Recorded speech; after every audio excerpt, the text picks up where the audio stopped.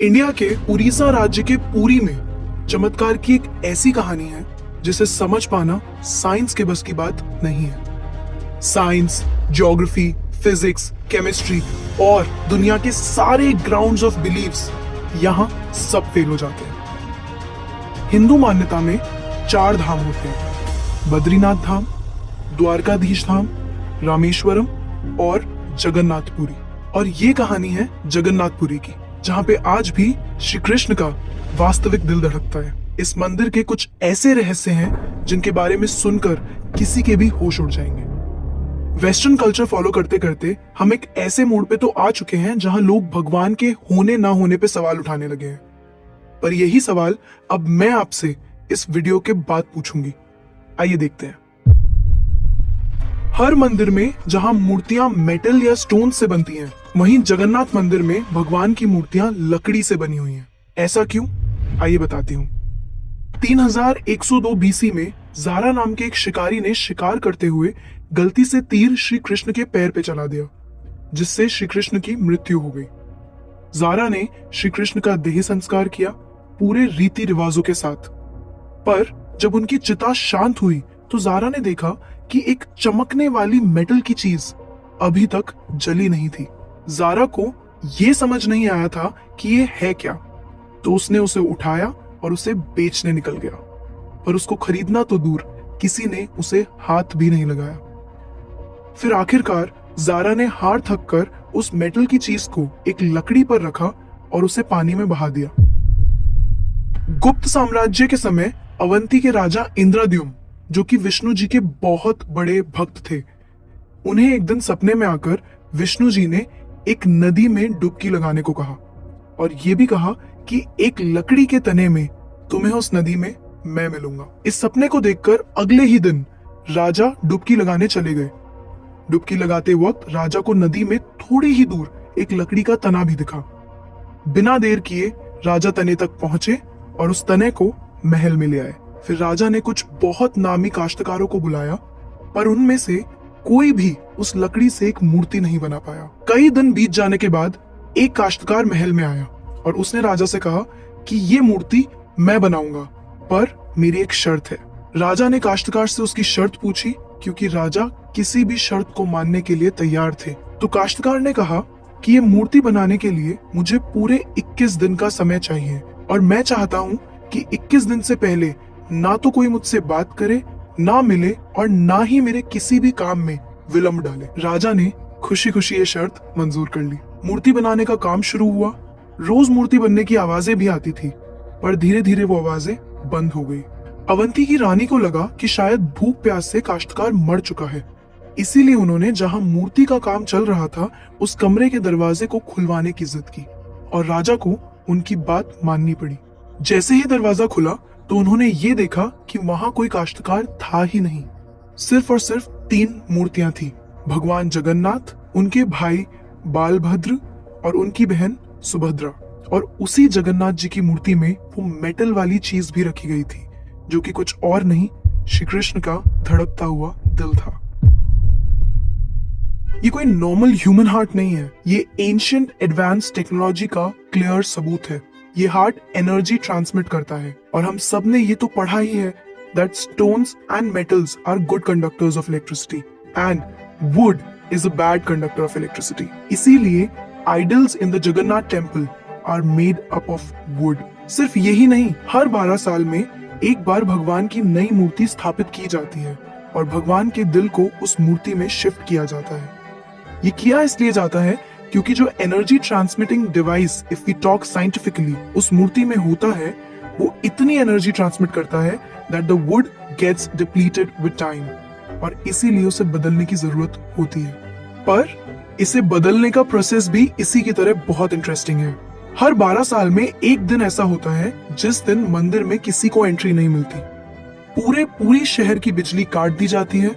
मंदिर के मेन पंडित की आंखों पे पट्टी और हाथों में बड़े और मोटे ग्लव्स पहनाए जाते हैं और 100% अंधेरे में इस दिल को निकालकर नई मूर्ति में फिर से स्थापित किया जाता है। जिन पंडितों ने इतिहास में ये सेरेमनी करी है, उनका कहना है कि उन्होंने देखा तो कभी नहीं, पर इस चीज को, जिसे हम ब्रह्म पदार्थ भी बोलते हैं, इसे हाथों में पकड़ने पे ऐसा लगता है जैसे जिंदा खरगोश पकड़ लिया हो। माना ये भी जाता है कि अगर किसी ने ब्रह्म पदार्थ को देख लिया तो उसकी मौत उसी समय निश्चित है।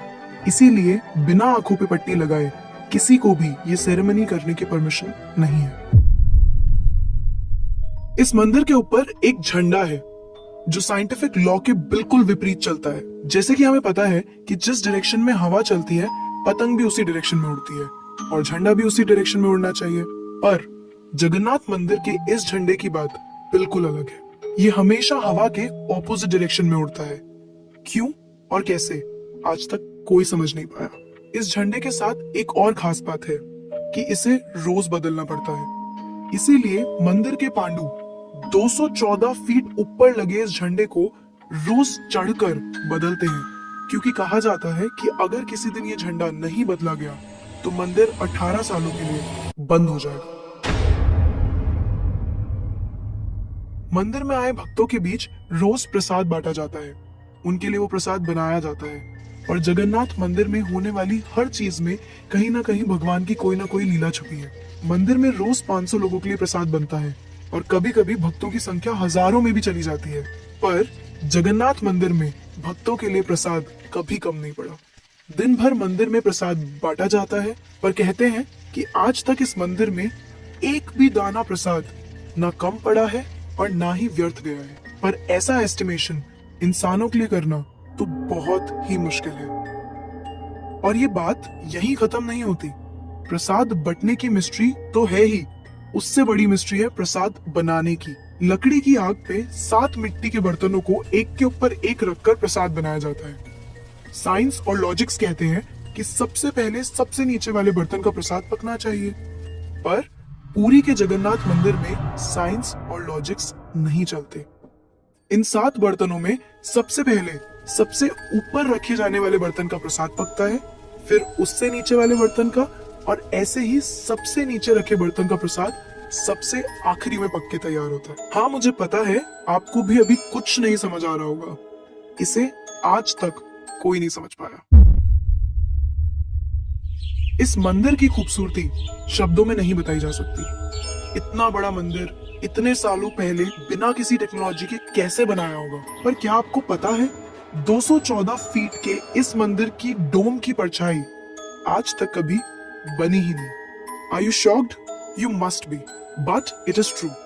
जगन्नाथ पुरी टेम्पल के डोम्स की शैडो बनती ही नहीं है कभी भी at any time of the day। और हमारी फेवरेट साइंस इस बात का भी लॉजिक नहीं ढूंढ पाई। The mystery is not over here। जैसा कि हमें पता है कि कुछ buildings, architectures and areas no fly zones होते हैं, मतलब वहां ड्रोन्स, एयरप्लेन्स या कोई भी मैन मेड फ्लाइंग ऑब्जेक्ट पहुंचाने की या उड़ाने की परमिशन नहीं है। पर पक्षियों को तो हम नहीं रोक सकते, उन्हें समझाना तो बहुत मुश्किल है ना। पर अगर हम जगन्नाथ टेम्पल की बात करें तो वहां पे ऐसा कुछ है जो शायद पक्षियों को पता है और हमें नहीं, क्योंकि इस मंदिर के ऊपर कोई भी ड्रोन, कोई भी एयरप्लेन या कोई भी पक्षी कभी उड़ता ही नहीं। आपने देखा होगा ना मंदिर के डोम्स पे या बड़ी बड़ी बिल्डिंग्स पे बर्ड्स को बैठे हुए। कभी जगन्नाथ पुरी जाएंगे तो देखिएगा that birds don't rest on the roof of Jagannath temple. आप कभी भी किसी भी पक्षी को जगन्नाथ टेम्पल की छत पे या उसके डोम्स पे बैठा हुआ नहीं देखेंगे। पर कंफ्यूज करने वाली बात यह है कि कैसे एक बेजुबान पक्षी ये जानता है कि इस मंदिर के ऊपर से उड़कर नहीं जाना। All of these things sound so exciting, right? अगर आपको ये कहानी जानने में और सुनने में मजा आ रहा है और आप ऐसी ही नई नई चीजें और कहानियां जानना चाहते हो तो नेकेड ट्रुथ को सब्सक्राइब करना मत भूलना। हम आपके लिए बार बार कुछ नया लाते रहेंगे।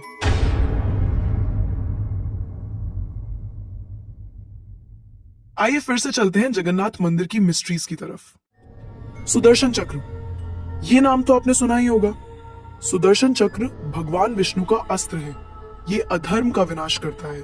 जगन्नाथ मंदिर के टॉप पे एक सुदर्शन चक्र है और उसे आप जिस भी डायरेक्शन से देखोगे उसकी फेसिंग आप ही की तरफ होगी। भगवान जगन्नाथ, जिनके नाम का मतलब ही जगत के नाथ है, इनके मंदिर में लाखों श्रद्धालु अपनी आस्था और प्यार भगवान के लिए लेकर आते हैं।